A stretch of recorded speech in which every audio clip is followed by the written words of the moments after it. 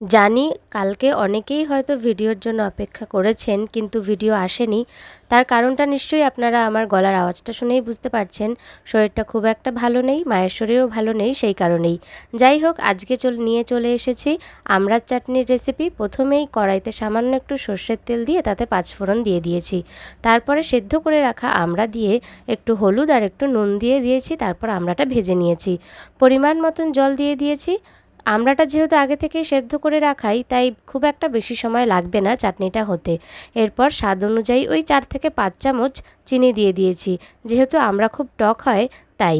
আপনারা আপনাদের স্বাদ অনুযায়ী চিনি দিয়ে নেবেন। এরপর দিয়ে দিয়েছি চাটনির মশলা, যেখানে মৌরি, পাঁচফোড়ন আর শুকনো লঙ্কা শুকনো খোলায় ভেজে গুঁড়ো করে নিয়েছি।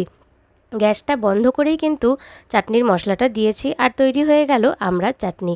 রেসিপিটা কেমন লাগলো অবশ্যই কমেন্ট করে জানাবেন, আর ভালো লাগলে একটা লাইক করে দেবেন। টাটা।